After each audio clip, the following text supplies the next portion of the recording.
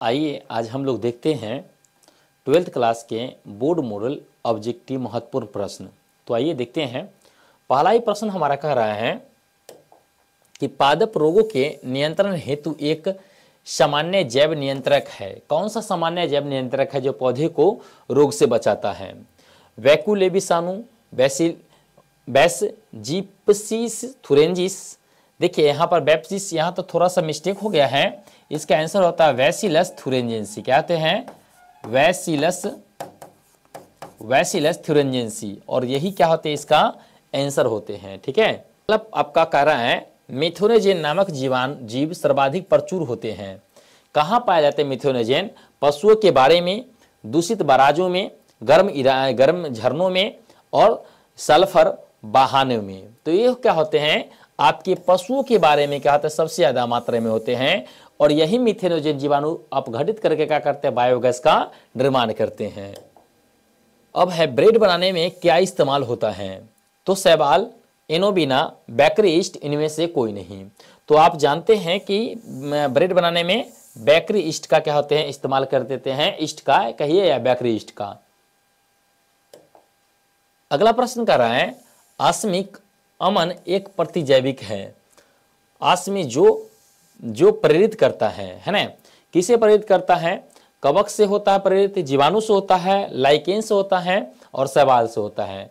तो जो है आपका प्रतिजैविक वो किससे प्रेरित बनते हैं? सीधे सीधे जीवाणु से बनते हैं। तो इसका आंसर क्या हो जाएंगे? बी इसका आंसर हो जाएंगे। नदी के जल में जैव रासायनिक ऑक्सीजन मांग बीओडी का बढ़ना क्या होता है? अगर बढ़ रहा है, बढ़ता है तो क्या होता है? जल में ऑक्सीजन की सांद्रता में कोई संबंध नहीं होता है। जल में साल्मोनेला को मार देता है।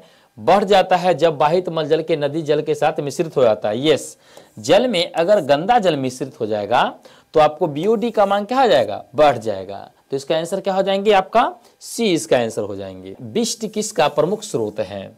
यहाँ पर विष्ट नहीं होगा, इष्ट होता है ना? तो इष्ट किसका सबसे प्रमुख स्रोत होता है? विटामिन सी का, राइबोफ्लोविन का, शर्करा का, प्रोटीन का। तो इष्ट में सबसे ज्यादा मात्रा में क्या होते हैं? प्रोटीन्स पाए जाते हैं। 7 नंबर का रहा है एल्कोहल से सिरके का निर्माण किसके द्वारा होता है? बैसिलस सबटिलस के द्वारा, कोलेस्ट्रीडियम के द्वारा, एसिटोबैक्टर एसिटाई के द्वारा, एजोडोबैक्टर के द्वारा। तो एसिटोबैक्टर एसिटाई के द्वारा क्या होते हैं? एक किसका निर्माण? सिरके का निर्माण किया जाता है। इसका आंसर सी हो जाएंगे, एसिटोबैक्टर एसिटाई के द्वारा। सिरका उद्योग में किस सूक्ष्म जीव का उपयोग होता है? देखिए सिरका मतलब आपका जिसका पीएच मान बहुत कम होता है। कोलेस्ट्रीडियम का नहीं, एसिटोबैक्टर का। यस, यही है, कुछ देर पहले ही हम लोग बताए ही हैं। एसिटोबैक्टर का ही क्या होता है? इस्तेमाल सिरका में भी किया जाता है। कि पनीर में विशेष प्रकार के सुगंध किसके सहायता से आता है या किससे आता है? तो इष्ट से नहीं, कवक से नहीं, विषाणु से नहीं, जीवाणु से। हाँ, जीवाणु को मिलाया जाता है तो विशेष प्रकार का सुगंध आ जाता है। जो कौन सी प्रक्रिया होती है अगर पूछेगा आपसे तो उसी के लिए कहेंगे क्यूरिंग की प्रक्रिया द्वारा क्या किया जाता है? विशेष प्रकार के सुगंध लाया जाता है। कि प्रतिजैविक है। प्रतिजैविक क्या है? आपके लिए प्रश्न कह रहा है कि प्रतिजैविक क्या होता है? औषधि होता है, टॉक्सिन होता है, पादप होता है, सिरप होता है। तो प्रतिजैविक के प्रकार क्या क्या होते हैं? औषधि होते हैं ना, एक प्रकार के क्या है? दवाई है। तो इसका आंसर क्या हो जाएंगे? आपका आंसर ए हो जाएंगे, है ना? कि गोल्डन या सुनहरा धान में कौन सा विटामिन पाया जाता है? तो आप जानते हैं कि गोल्डन धान या सुनहरा धान जो होता है उसमें विटामिन ए पाया जाता है। तो इसका आंसर क्या हो जाएंगे? आपका बी नंबर आंसर हो जाएंगे आपका। कि कौन सा विटामिन पाए जाते हैं आपका, या कौन सा क्या होते हैं विटामिन? तो विटामिन ए होता है, मतलब बी नंबर ऑप्शन में। प्रत्येक पादप कोशिका से पूर्ण पौधा, है ना? यहाँ क्या हो जाएगा? पौधा, है ना? पौधा बन सकता है। इस गुण को क्या कहते हैं? क्लोनिंग कहते हैं, समा क्लोनिंग कहते हैं, टोटीपोटेंसी कहते हैं, इनमें से कोई नहीं कहते। तो इसका आंसर क्या होता है? टोटीपोटेंसी कह सकते हैं, है ना? ये क्या कहलाते हैं? टोटीपोटेंसी। शहद का निर्माण करती है। शहद का निर्माण जो है कौन करता है? नर मधुमक्खी या ड्रोन कार्यकर्ता या सेविका, रानी मधुमक्खी, एबीसी दोनों? तो नहीं, इसका निर्माण क्या करता है? कार्यकर्ता मधुमक्खी या सेविका मधुमक्खी करता है। इसका आंसर बी हो जाएंगे। कार्यकर्ता या सेविका मधुमक्खी क्या करते हैं? आपका शहद का निर्माण करते हैं। वीर्य को किस में हिमीकृत किया जाता है? हिमीकृत कहने का मतलब वीर्य को भंडारण कहाँ किया जाता है? जल में, सामान्य रेफ्रिजरेटर में, तरल नाइट्रोजन में, इनमें से कोई नहीं। यहाँ नरल लिखा गया लेकिन यहाँ होगा तरल, तो तरल नाइट्रोजन इसका आंसर हो जाता है आंसर नंबर सी। तरल नाइट्रोजन में क्या कहता है? वीर्य को भंडारित किया जाता है। एक साइजिड हाइब्रिड होते हैं, एक साइजिड हाइब्रिड होते हैं जिसमें पाए जाते हैं दो भिन्न भिन्न पौधे के कोशिका द्रव, दो भिन्न भिन्न पौधे के जीनोम तथा कोशिका द्रव, दो भिन्न भिन्न पौधे के कोशिका द्रव तथा एक, इसमें होता है दो भिन्न भिन्न पौधे के कोशिका द्रव क्या होते हैं? पाए जाते हैं। इसका आंसर ए हो जाते हैं। एक स्वनिबंधित द्विगुणित पादप बनता है। एक स्वनिर्देशित द्विगुणित पौधा क्या बनाता है? 4 भिन्न भिन्न युग्मक तथा 16 भिन्न भिन्न युग्मनज, 8 भिन्न भिन्न युग्मक तथा 16 भिन्न भिन्न युग्मक, 8 भिन्न भिन्न युग्मक तथा 32 भिन्न भिन्न युग्मनज, 8 भिन्न भिन्न युग्मक तथा 16 भिन्न भिन्न युग्मनज। इसका आंसर डी हो जाते हैं। इसका आंसर क्या हो जाएंगे? डी। सोमाक्लोन विभिन्नता किससे प्राप्त हो सकती है? कॉल्बिसिन के प्रयोग से, संकरण से, गामा किरणों से, उत्तक संवर्धन से। तो ये आपका टिश्यू कल्चर मतलब उत्तक संवर्धन से प्राप्त होते हैं। इसका आंसर डी हो जाएंगे। अब आपका प्रश्न है, निम्न में से कौन सा मुर्गी पालन का विषाणु रोग है? मतलब कौन सा रोग है जो मुर्गी पालन में विषाणु से होता है?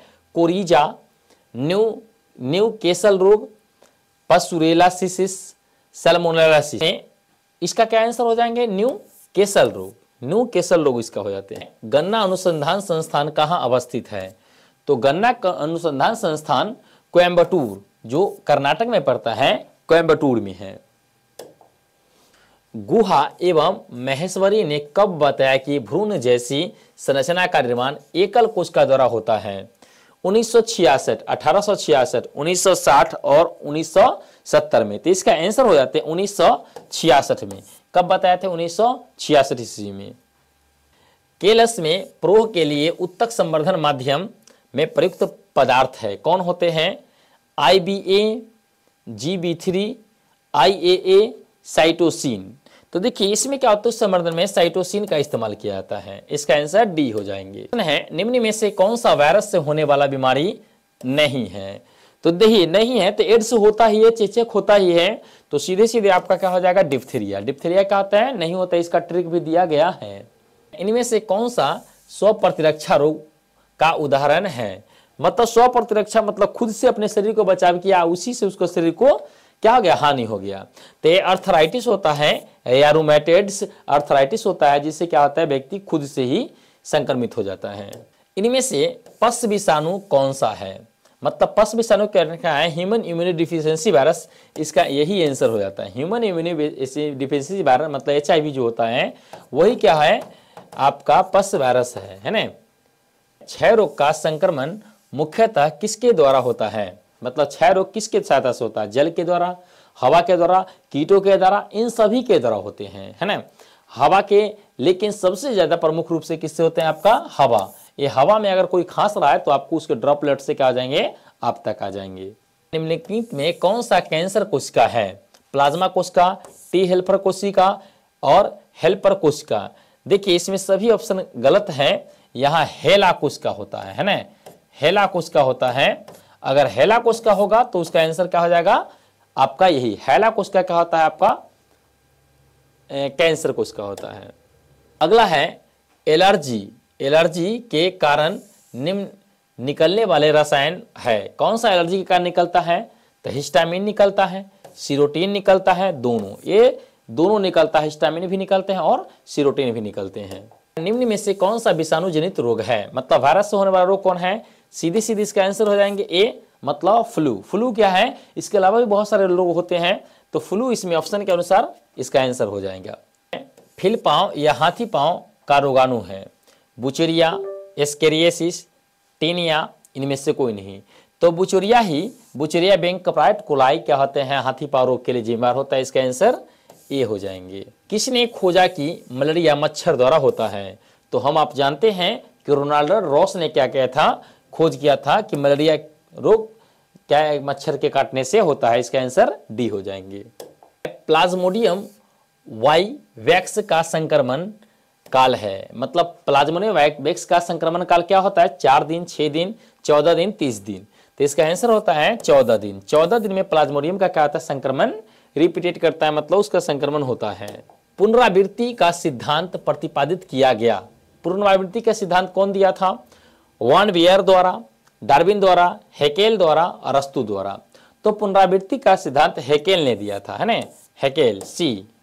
डार्विन की फिनवेज है, गैलापेगोस द्वीप में कार्जियन द्वारा एकत्रित किए गए पक्षियों का जीवाश्म है। गैलापेगोस द्वीप में उपस्थित पत्तियों का प्रकार है, तो नहीं, ये पक्षियों का ही जीवाश्म था। गैलापेगोस द्वीप में उन्होंने क्या कहता है? फिंच पक्षी को देखा था, उसी का जीवाश्म था। इसका आंसर क्या हो जाएगा? ए हो जाएगा। योग्यतम की उत्तरजीविता विचार किसके द्वारा प्रस्तुत किया गया था?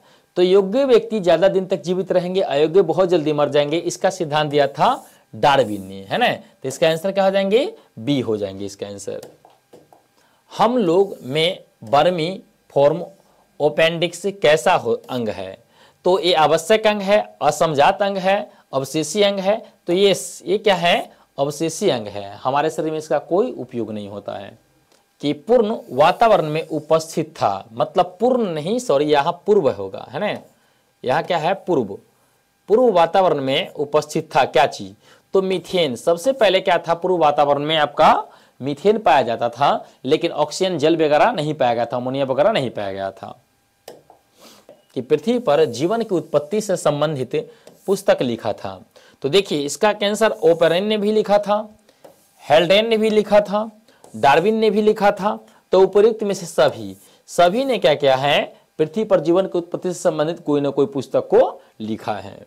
कि इनमें से किन दो जंतुओं के बीच आर्कियोपेटेरिक्स एक योजक करी है? जल और भूमि, भूमि एवं पहाड़, भूमि एवं वायु। इसका ऑप्शन यहाँ गलत है। इसका आर्कियोपेटेरिक्स क्या है? एक पक्षी था, है ना? वो पक्षियों के बीच और सरीसृप के बीच क्या था? योजक करी था। पक्षी और सरीसृप, जो इसमें ऑप्शन नहीं है, ये ऑप्शन ही गलत हो गए हैं। कि डार्विन की पुस्तक origin of new species by natural selection प्रकाशित हुई। कब प्रकाशित हुआ था? डार्विन के द्वारा लिखित पुस्तक 1809 में, 1859 में, 1857 में, 1869 में। तो इसका प्रकाशन कब हुआ था? तो इसका प्रकाशन 1859 में किया गया था, है ना? 1859 में उनका प्रकाशन किया गया था।